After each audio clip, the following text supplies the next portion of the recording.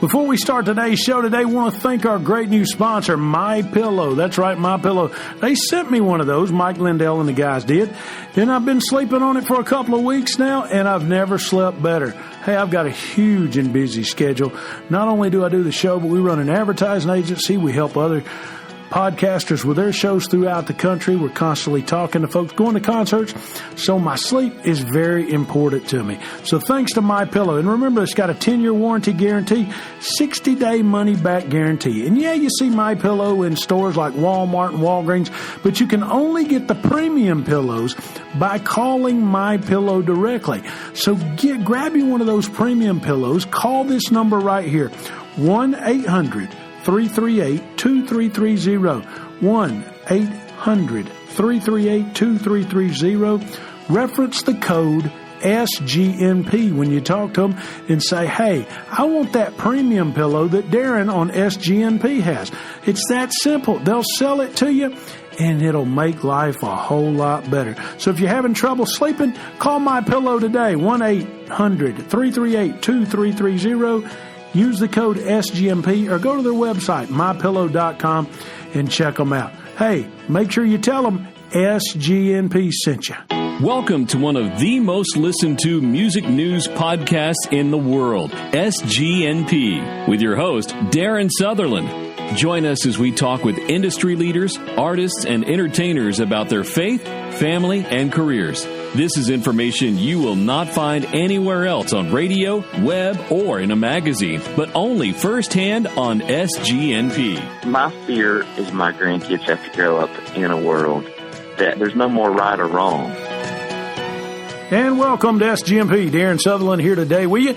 My buddy Arthur Rice, who's generally my co-host with the Kingdom Heirs, great lead singer. Hopefully he wins lead singer of the year. He's up for the award. He won't self-promote it, but this afternoon he's going up to the mountains with a lovely lady named Tammy. Yes, his wife. They're headed to the mountains today. So I said, Arthur, just take the day off. And he said, yes, I'm going to take the day off. And I said, well, good. And I said, are you going to spend the night in the mountains? He said, probably not. Since we live in the mountains, we'll probably go back home. I said, well, if you're going to spend the night, you always take your MyPillow everywhere with you. And that's the great thing about MyPillows. You can carry them in the car with you. How many of you older folks or younger folks carry a pillow in the car with you when you travel? A ton of you do. I know it. So when you need that new pillow, go to MyPillow.com, type in the code SGMP, and buy yourself a new pillow. Great, great bargains on them right now. Hey, today we've got a fun interview coming up with a guy that everybody messes up his name. Even he says everybody messes up his name. The Whisnants. Jeff Whisnant's going to be with us. And we get into some stuff that I think you really, really, really will enjoy, including cultural things that are going on in this country now, the growth of gospel music, and overall what's going on and that sort of thing. Hey, have you joined our Facebook page yet? Southern Gospel News Podcast. Over 6,000 or over 6,500 of your best friends have joined. And we have a lot of good fun on there. Hey, had some poll questions this past week that I found rather interesting, and a lot of other people found rather interesting.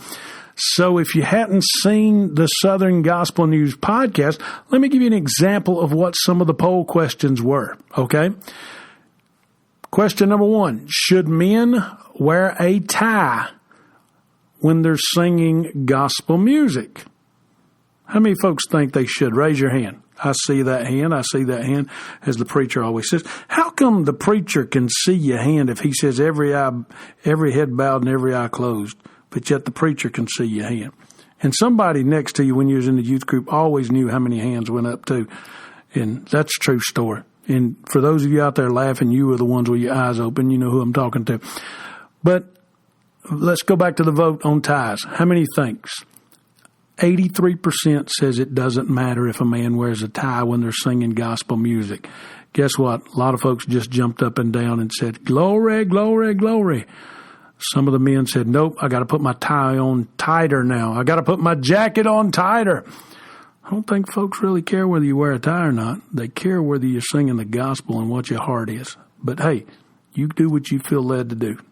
Now, a bigger question was this, and I'm going to have to look up the numbers because the vote was real tight when we looked into it. But we asked the question, And I thought we might get some kickback on this one. And it was a little bit more controversial because we weren't talking to just the men. We were saying, but I got some men that said, hey, if you're going to ask the men about a tie, that's a little bit unfair. So we asked the women, or we asked everybody, and everybody could vote, should women singing gospel music always be an address? Now, I promise you right now, there's some women who sing gospel music listening to this show who secretly in their heart of hearts is hoping I'll say the results were that a certain percentage would wear whatever they wanted, and then a certain percentage would say, yes, they need to wear a dress. They would never not wear a dress because most of them would be afraid that their grandmother would come up from the grave and get them for not wearing a dress.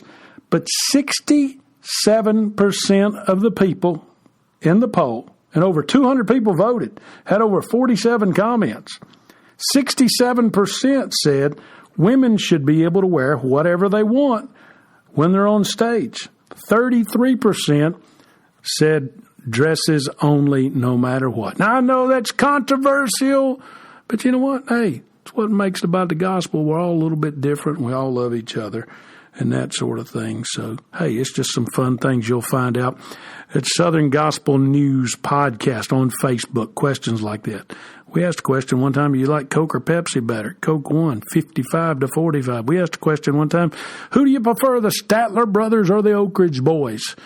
And the Statler brothers won it 52-48, something like that. So we always get about 200 votes, and it's always very, very interesting to find out what the compass of the country and the world is, because we've got listeners all over the world. And when I mention the world, I want to do a shout out to those missionaries in foreign countries like Mali and Uganda and South America and Qatar and Thailand. Thank you for what you do for the gospel. Thank you so much, and we hope we bring a little taste of home to you listening to Southern Gospel News Podcast. Hey, another thing coming up real soon next week. I know we don't use a lot of timing, but June the 14th, that's right, June the 14th, Tuscaloosa, Alabama, the Kia concert series comes to Julio Jones Kia, 7 p.m. free concerts with the McCameys. That's right. Peg Rubin and the whole gang will be there, and hopefully we'll have them on SGMP real soon to talk about it. But Peg and them comes and thanks Kia for sponsoring the summer concert series. Also coming up July the 8th, Woodstock, Georgia, absolutely free. July the 8th, 5 p.m. Sunday afternoon. Jason Crabb's going to be there, so join that. Hey, we're going to take a break. We're going to hear a little bit from our friends at Kia about the concert and other things. Then we're coming back with a great interview with Jeff Whisnant. And when you hear his heart, you're going to be encouraged. I promise you. We're here to edify. We're here to inspire. We're here to encourage. And we're here to entertain. We're SGMP. SGNP is brought to you by Kia. Join SGNP this summer for the Kia Summer Nights Concert Series, a free concert at select local Kia dealers. The first concert is June 14th with the McCameys at Julio Jones Kia in Tuscaloosa, Alabama. The God on the mountain is still God in the valley. It's the Kia Summer Nights Concert Series, starting June 14th with the McCameys at Julio Jones Kia in Tuscaloosa. Part of Kia, America's best value summer event. America loves Kia and gospel music. It's the Kia Summer Nights Concert Series, absolutely free. Brought to you by SGNP and Julio Jones Kia in Tuscaloosa, Alabama, June 14th. And welcome back to SGMP on the Carriage Automotive Group Kia Skype line. Today we are going up to Morganton, North Carolina. You still in Morganton, Jeff, by the way? Sure enough. Sure enough, Morganton, North Carolina, to talk to Mr. Jeff Whisnant of The Whisnants.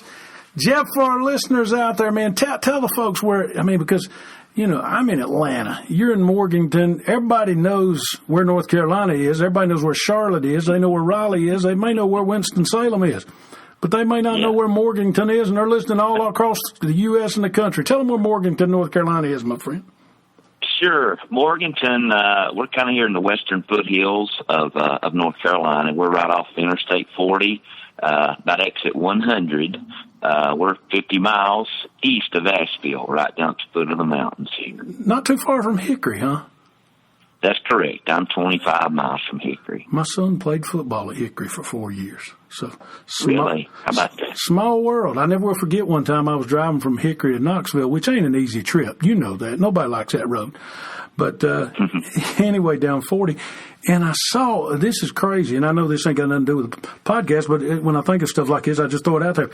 I saw there was a helicopter, and he had a big saw, and he was cutting right away down 40 next to the big power lines, probably close to Morganton. Who knows? Who knows? Well, buddy, tell us about the Whisnants. And I know you guys started with your parents back around 1970. You and Susan been traveling around since the early 90s doing this thing called music. Tell the folks all across the world about the Whisnants and your group. Wow. That could take a little while. I'll give you the abbreviated version, Darren. But, yes, sir. The original group did start with Mom and Dad back in the 70s. It was my mom and dad, my brother and I, and we gathered literally around the old upright piano in Mom and Dad's basement there and started singing, and it just started working. We traveled regionally here in the North Carolina, South Carolina, Tennessee area for a lot of years. But, God just started expanding our boundaries. And about the time I met a young lady by the name of Susan Dry back about 1987. Mm-hmm. We were singing a little church down in South Carolina. I met Susan. We were married in May of 1988. And, she started traveling with our family. And like I say, God just began to open doors. And so Mother and Dad retired from the road. Susan, my brother, and I started hitting this thing full time in 1990. And we've been going at it ever since. A few years after that, my brother came off the road to be a full-time pastor and radio DJ of our station here in North Carolina. And then we brought in another lead singer, and he stayed for a few years. And then Aaron Heiss came 17 years ago, and he's the guy that's with us today. And that's how we got to where the three singers are today. Me, myself, Jeff, Susan, my wife. Yeah. Aaron Heiss sings our lead part. And, of course, we have two boys. Austin, our oldest, is 23 years old. He's a tremendous singer and an amazing bass guitar player. He plays live on stage. And our youngest son, Ethan, he's 20. He's an amazing singer as well. And he helps with sound. He helps with anything we need him to do. Kids travel with us all the time. And, man, we're just having a ball. How many miles do you think you put on a bus a year, Jeff? I don't know. Probably not as much as some groups do, but we still travel probably close to 60 to 70,000 miles a year. How many days a week?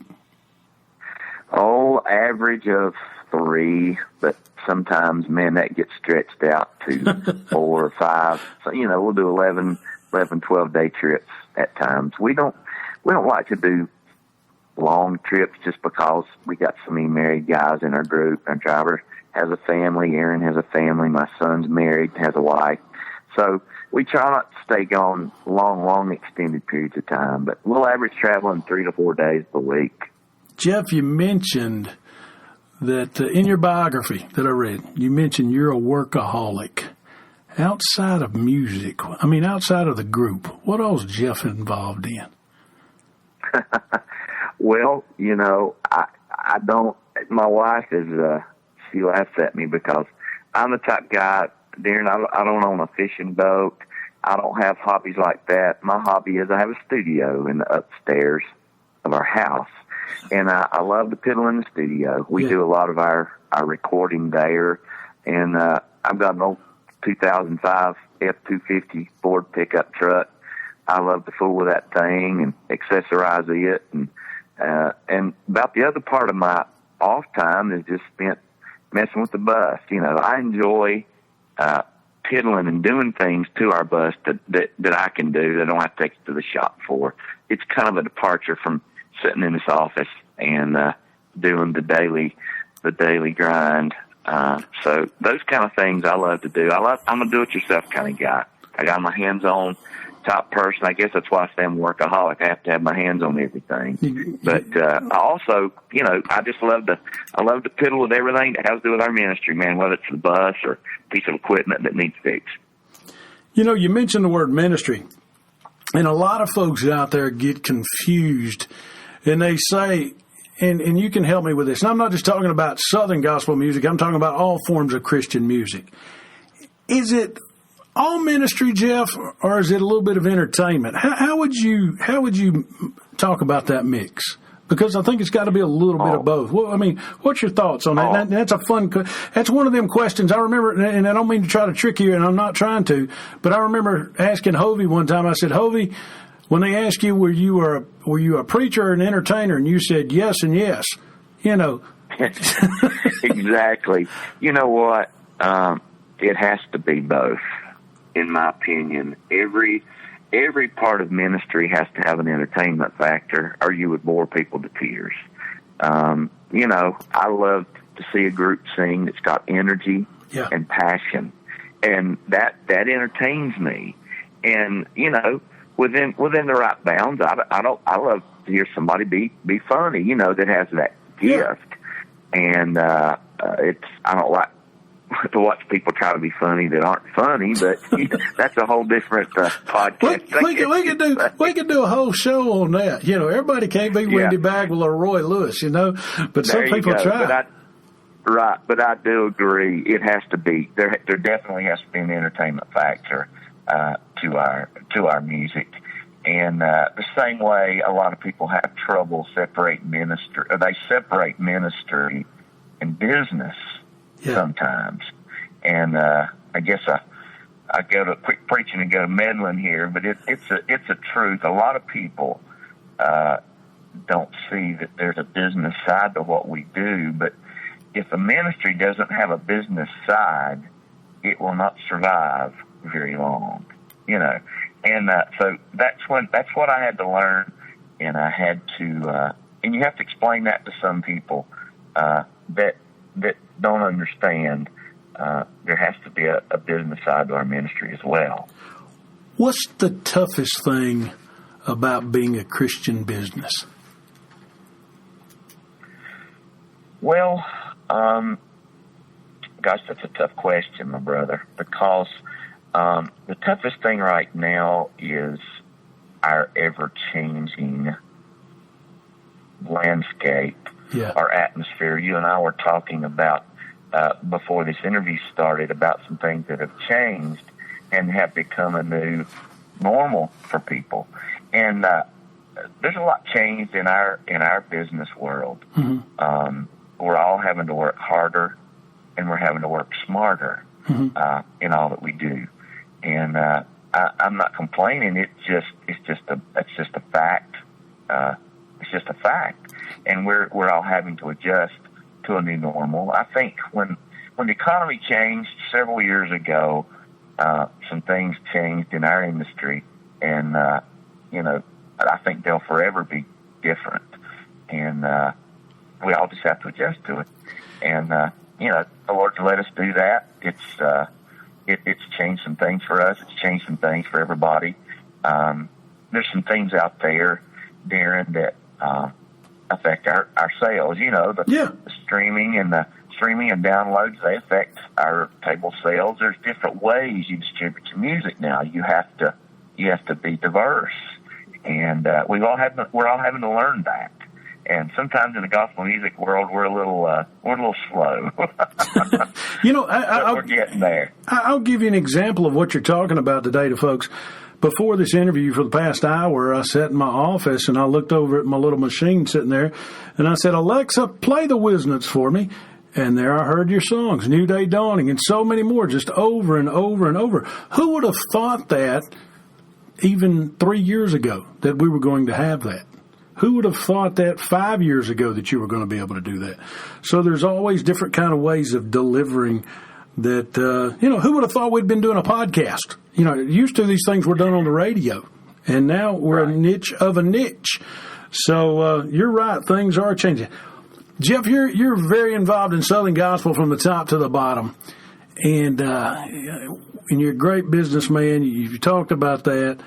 What would you like to see Southern gospel learn from other art forms of music and other Christian ministries of music that's not basically Southern gospel? What's some things that we could learn from, do you think, that would help the industry grow? Because I get tired of folks saying to me, and I'm just going to be honest with you, Southern gospel's dying, Southern gospel's passing away, and yet we've got 80,000 people downloading the show. And it's like my buddy Maurice Templeton said, well, every day when you put an 80-year-old in the grave, somebody turns 50, and their music habits change. What do you think we need to... If you had a magic wand, Jeff, and you could say, boom, we could learn this from this art form, what are you seeing out there? I mean, you're out amongst the people. You're looking at what's going on. Well, I'll tell you, I will say this, Darren. I think our audience has broadened to some extent simply because some of the worship music, I was discussing this with one of my friends in the industry that came here to sing last night. The more worshipful, inspo type music that people are hearing in their church is making its way into the Southern gospel world, and I don't have a problem with that. Yeah. But I do think that we as an industry and even as a fan base, I guess, and I don't know how to say this. Just be blunt. We're on a podcast. People are going to listen. And I don't want to hurt anybody's feelings, but, if you love Southern gospel music, you need to support Southern gospel music. Yeah. That's the only way we make it. Country artists, country people, country fans go fill up auditoriums to hear their favorite country artists. Mm-hmm. Well, do the same thing with your favorite Southern gospel artist. If they're in town, go support them. Go be with them. It's amazing how what you said a while ago. I said the same thing 10 years ago. We had people tell us, "Your audience is dying off. You're not going to have anybody to sing to in 10 years." Well, you know what? I'm traveling 180 days a year to sing to somebody. Yeah. That's inviting us and wants to hear us sing. So that stands to reason what you were saying, Maurice said. There's always a new crowd coming on. This is heart music, in my opinion. And when people reach a certain age, I think they start looking after and searching for things with meaning, which means that we're always, I think, attracting somewhat of a new audience. Yes, some of our audience is getting old and dying off, but thank God there are people that are looking for something with meaning, and to me, that's the niche that Southern gospel music fills. It's the music that touches the heart.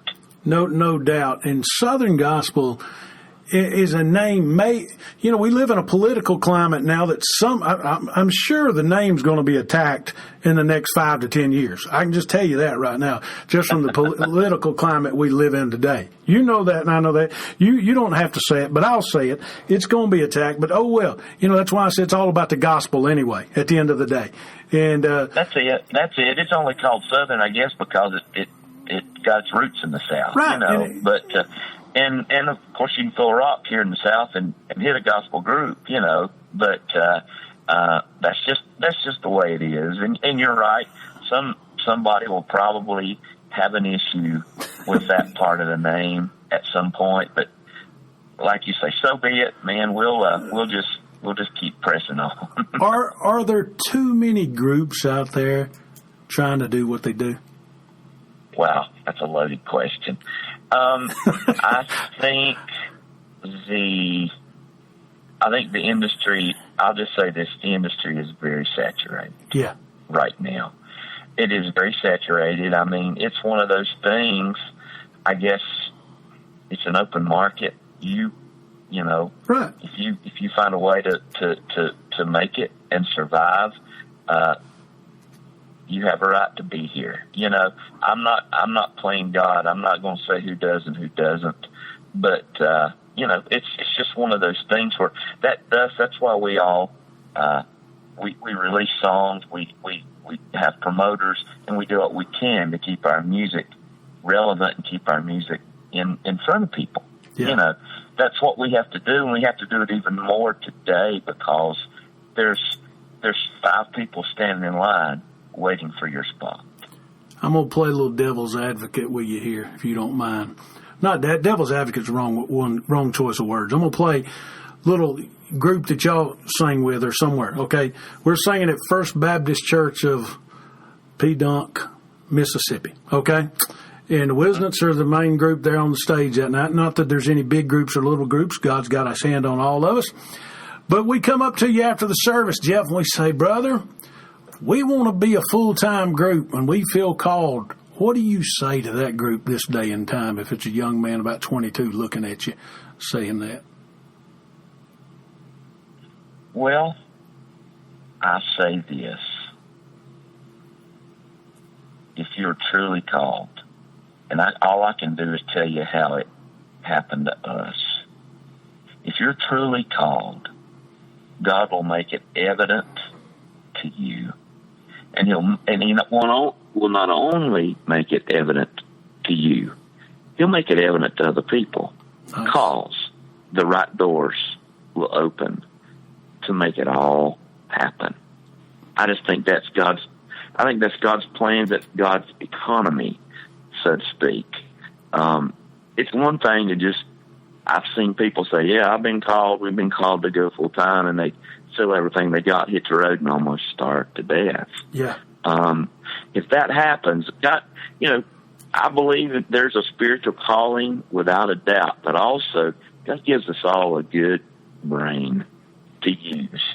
And if you have 0 dates in the book and you resign your job to go sing full time, you're taking a huge risk and setting yourself up for a huge failure if you're not careful. And instead of parking your bus in a Walmart, you better get outside the bus and sing in front of Walmart and sell a few tapes, I guess, if you can sell them. Yeah, I guess you can yodel like the little boy from Walmart. It's made him a star. No doubt. Jim, I want to get a little personal here and ask you a question. Okay. Your daddy's a preacher. Your brother's a preacher. Did you ever ask God, why did I have to ride on the road and be a singer? Why couldn't I have been a preacher like my daddy or my brother? Can I tell you, I've never really had the desire to be a preacher. I've never asked God that question. There are some nights I do ask God, God, I'd love to sleep in my own bed more than I get to. Yeah. But God knows my heart. Anybody that knows me real close knows I love preachers. I love preaching. Some of my best friends in the world are preachers, and God lets us work with some of the greatest preachers in America. But I've never really had that desire, to be totally honest with you. If God put it on me, I would do it. But God has cut me out. I get to travel around. I get to love on preachers across the country. And there's preachers that will share things with me that they can't share with anybody else because they know I'm going to get on the bus and I'm going to be gone, and I won't do anything to harm them. But that's part of my ministry, my personal ministry. There's a lot of preachers across this country that will share stuff with me that they can't share with people in their congregation or on their staff. So that's kind of a little thing that I do. I love on preachers across the country, but I've never really had desire to be one. That's neat. Do you think preachers are mistreated as a whole right now? Boy, some of them are. I know some preachers that, as a whole, if you're talking about in our society and culture, yes, especially Bible teaching, Bible believing preachers, I think are. It's just part of it's almost like a religious persecution, but so are all of us to some extent. But, I do have a high respect for God's called men. And I guess because I do come from a a family of preachers, and I have a high respect for them. But, there's some great men out there and that are working for next to nothing. Just so they can fulfill their calling. I encourage any church member that's listening out there, make sure your pastor's being taken care of. That's it. Because I know some guys that aren't being taken care of. I'm going to ask you a question I asked Howard Goodman 20 years ago. And I'll tell you Howard's answer, and you'll laugh your head off when I tell him this answer, okay? You've got a son now that's married. Are both your sons married, or just one of your sons married? Just one. Just one, okay. So I'm sure if grandkids aren't on the way, or if grandkids aren't here, they're on the way one of these days in the next 4 or 5 years, at least you hope, or maybe 10 years. We'll just push it back that far, okay? What's some, and after you answer the question, I'll tell you what Howard said and you'll laugh. What's some of the things that you think in your mind that worry you about the culture and the world that your grandkids are going to potentially grow up in that you never faced? Oh my goodness. Kind of somewhat I just referenced a minute ago. It's the culture that we grow up in. Yeah. I'll give you a typical example. There's a company I buy shoes from. Mm-hmm. I enjoy going to their stores. Mm-hmm. I just opened up my email this morning, and the headline of their latest email is Happy Pride Week. Mm-hmm. And you click on it, and there's a big picture of them and their big display in a big gay pride rally. Mm-hmm. And I'm like, really?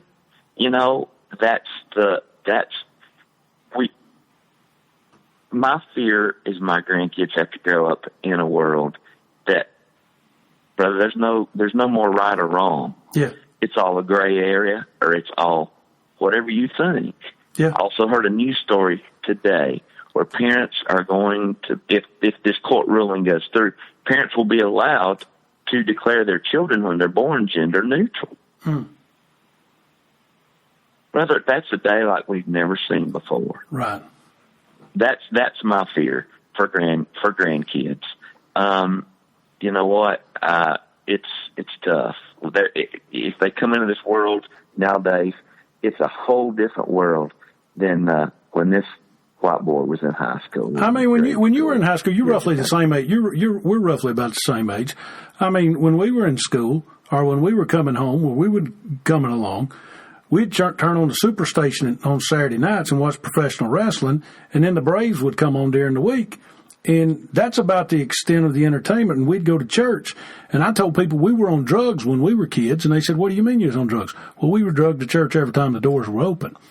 So, I don't think kids see that today. I really don't see that. I mean, even my own. They don't. Even my own. So I guess I'm just as guilty of it as anybody else. I would tell you what Howard Goodman told me. I asked him that question 20 years ago. It may not have been 20. It may have been 15. I don't remember the exact time, but it was shortly before he passed away. I said, Mr. Goodman, what are some of the things Howard Goodman worries about with his grandkids and his great-grandkids are going to face? You know what his answer was, Jeff? You're going to die laughing. What's that? He said, I don't know what they're going to worry about, but I'm worried about y'all coming to see the Goodmans this Saturday night at the Forum in Rome, Georgia. We're going to be there at 7 o'clock. So y'all come on out. We're going to be singing at 7 o'clock all the famous Goodman songs.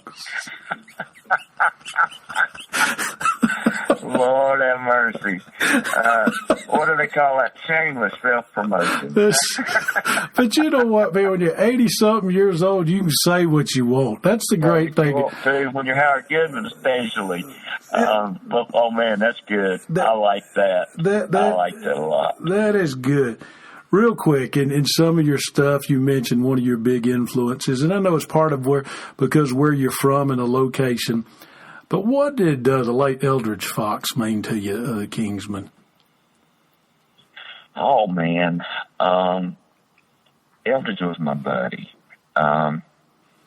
Eldridge, I can honestly say, Maurice Templeton and Eldridge Fox were the two people that paid a little bit of attention to a little old trio that people could not even pronounce their name.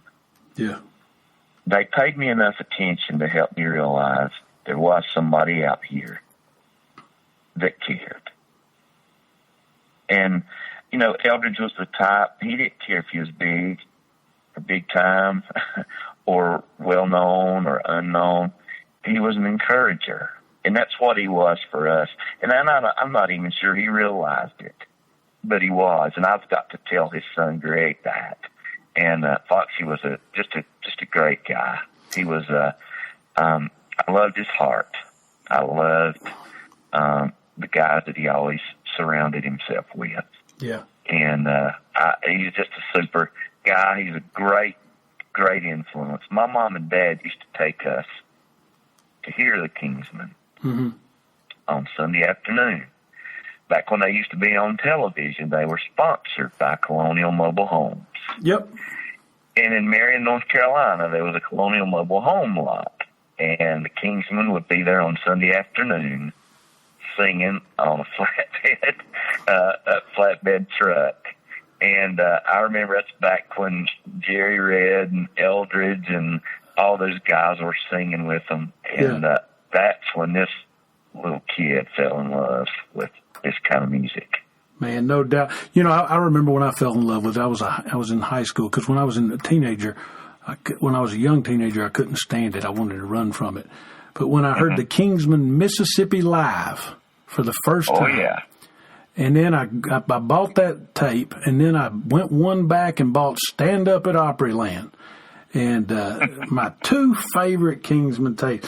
Well, buddy, we could go along forever talking this afternoon. You've been so kind to tell everybody what's going on with the Whisnants and introduce Jeff to everybody. And, man, one of these days I need to get you back on here with Susan and have y'all on at the same time and just let her tell everybody the real stuff about Jeff we don't really know. You know what I'm saying? There you go. You need to talk. She's the authority on that. We just celebrated 30 years last week, our 30-year anniversary, so she knows quite a bit about this. She knows so much.